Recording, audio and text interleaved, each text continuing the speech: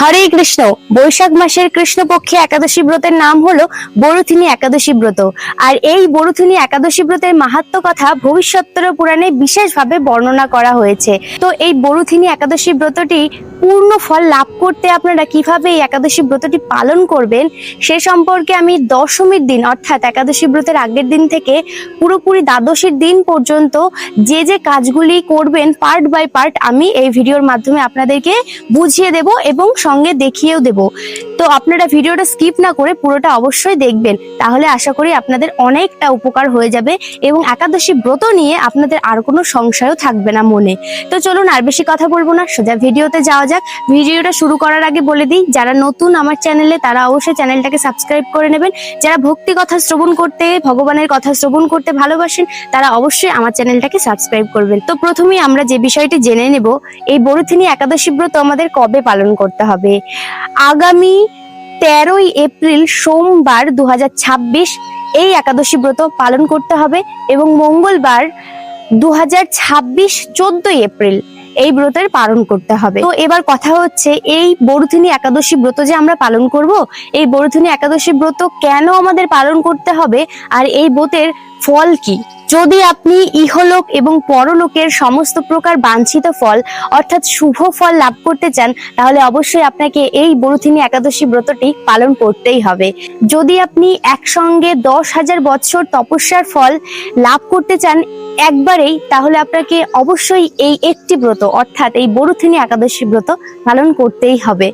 এখন বর্তমানে শুনতে পাওয়া যায় যে বিবাহিত স্ত্রীরা নাকি কোনো একাদশী ব্রত পালন করতে পারবে না, কিন্তু শাস্ত্র তো অন্য কথা বলছে। শাস্ত্রে বলা হয়েছে যেসব দুর্ভাগা স্ত্রী সর্ব সৌভাগ্য লাভ করতে চায় অর্থাৎ তারা সধবা হোক অথবা বিধবা যেই হোক না কেন, তারা যদি সর্ব সৌভাগ্য লাভ করতে চায় তাহলে অবশ্যই তারা এই বরুথিনী একাদশী ব্রত পালন করতে পারে। যে একাদশী ব্রত স্বয়ং মহাদেবী পালন করেছিলেন, সেই একাদশী ব্রত আমাদের কতটা পুণ্য অর্জন করতে সহায়তা করে একবার ভাবুন। এই বরুথিনী একাদশী ব্রত যেহেতু মহাদেবও পালন করেছিলেন, তাই এই একাদশী ব্রত পাপ বিনাশকারিণী একটি ব্রত, যা আমাদের ভক্তি ও মুক্তি প্রদান করে মুক্তি লাভের দিশায় নিয়ে যেতে পারে। শুধুমাত্র এখানেই শেষ নয়, এই একাদশী ব্রতের প্রভাব এতটাই শক্তিশালী যে গর্ভবাসের যন্ত্রণা থেকেও মুক্তি প্রদান করতে পারে। বিভিন্ন বেদ ও শাস্ত্রে বর্ণনা করা হয়েছে বিদ্যাদান বা জ্ঞান দান সর্বশ্রেষ্ঠ দান, কিন্তু সকলে তো এই বিদ্যা দান বা জ্ঞান দান সকলকে প্রদান করতে পারে না। তাই ঈশ্বর সেই সুযোগও করে দিয়েছে আমাদের, যারা জ্ঞান দান করতে না পারে, যারা বিদ্যা দান করতে অসমর্থ, তারা শুধুমাত্র এই একটি একাদশী ব্রত পালন করার মাধ্যমেই জ্ঞান দানের মতো পবিত্র ফল লাভ করতে সক্ষম হয়। শুধুমাত্র এই একাদশী ব্রতই নয়, যদি আপনারা একাদশী ব্রতের দিন একাদশী ব্রত মাহাত্ম্য কথা পাঠ ও শ্রবণ করেন ভক্তি সহকারে, তাহলে সহস্র গোদানের মতো ফল লাভ করতে পারবেন। তবে শেষে একটা কথাই বলবো, একাদশী ব্রত পালন করলে আপনি ইহলোক কেন পরলোকেও শান্তি লাভ করতে পারবেন, কিন্তু শুধুমাত্র ফল লাভের আশায় একাদশী ব্রত আপনারা পালন করবেন না। ভগবানের শ্রীচরণে নিজেকে অর্পণ করার উদ্দেশ্যে আপনি একাদশী ব্রত পালন করবেন। এবার শুনুন, এই একাদশী ব্রত পালন করার জন্য দশমীর দিন, একাদশীর দিন এবং দ্বাদশীর দিন এই 3 দিন কি কি জিনিস আমাদেরকে বর্জন করতে হবে, অর্থাৎ কি কি জিনিস আমরা করতে পারবো না। দশমীর দিন সর্বপ্রথম আমাদের ত্যাগ করতে হবে কাঁসার পাত্রে ভোজন করা। কাঁসার পাত্রে কোনোভাবেই ভোজন করা যাবে না। তার সাথে সমস্ত প্রকার আমিষ আহার করা বর্জন করতে হবে দশমীর দিন। সাথে মৈথুন এবং দুবার আহার এগুলো কিন্তু পরিত্যাগ করতে হবে। আর যেটা করা যাবে না, অন্যের দেওয়া অন্ন গ্রহণ করা যাবে না, অর্থাৎ সেই দিন আপনারা অন্য কারোর দেওয়া অন্ন গ্রহণ কিন্তু করতে পারবেন না। এবার বলি একাদশীর দিন কি কি করতে পারবেন না। একাদশী ব্রতের দিন পরনিন্দা পরচর্চা সবার আগে ত্যাগ করতে হবে। 2 নম্বর হচ্ছে মিথ্যা ভাষণ বা মিথ্যা কথা কাউকে বলা যাবে না। কাউকে মিথ্যা কথা বলে খুশি করা যাবে না। কারোর উপর কোনো প্রকার ক্রোধ প্রকাশ করা যাবে না। নেশা জাতীয় কোনো দ্রব্য গ্রহণ করা যাবে না।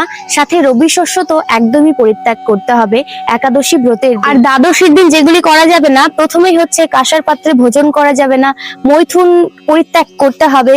3 নম্বর হচ্ছে আমিষ আহার করা যাবে না। সাথে এই দিন কোনো প্রকার ব্যায়ামও করা নিষেধ করা হয়েছে। এইগুলি একাদশী ব্রতের দিন শাস্ত্রে বর্জন করার কথা বলা হয়েছে।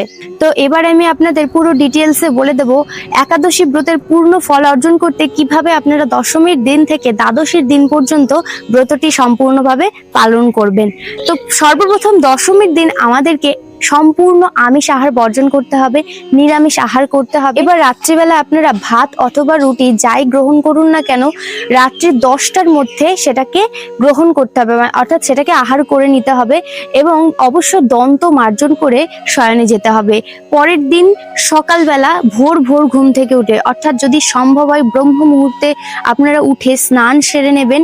স্নান করার সময় যখন মাথায় জল ঢালবেন তখন 3বার ওম গঙ্গা ওম গঙ্গা ওম গঙ্গা বলে স্নান করবেন, তাহলে আপনারা গঙ্গা স্নানের মতো পূর্ণ ফল অর্জন করতে পারবেন। স্নানের পর অবশ্যই আপনি যে একাদশী ব্রতটি পালন করবেন সেই একাদশী ব্রতের সংকল্প করে নিতে হবে।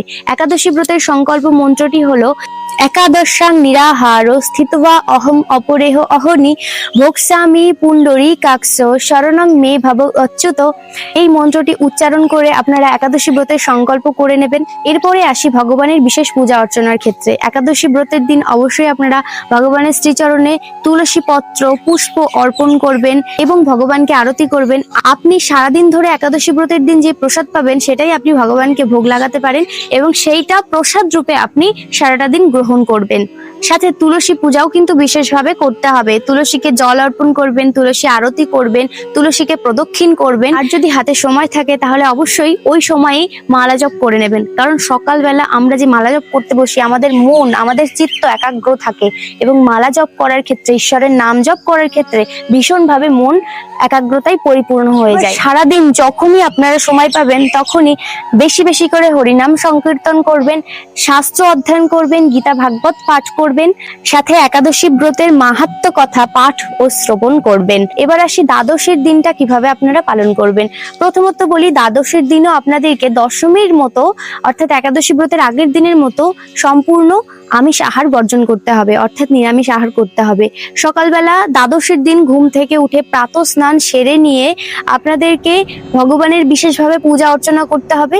পূজা শেষে যখন নির্দিষ্ট পালনের টাইম হয়ে যাবে তখন আপনারা নির্দিষ্ট টাইমের মধ্যে পালন করে নেবেন যে কোনো প্রকার রবি শস্য গ্রহণ করে, অর্থাৎ আপনারা ছোলার ছাতু অথবা ভাত রুটি যেটা পারবেন সেটাই আপনারা গ্রহণ করবেন। আর পালন করার পূর্বে অবশ্যই এই মন্ত্রটি বলে তারপরে আপনারা পালন করবেন। মন্ত্রটি হলো একাদশাং নিরাহার ব্রত না নেব কেশব প্রসিদ্ধ সমুখনাথ জ্ঞান দৃষ্টি প্রদভব।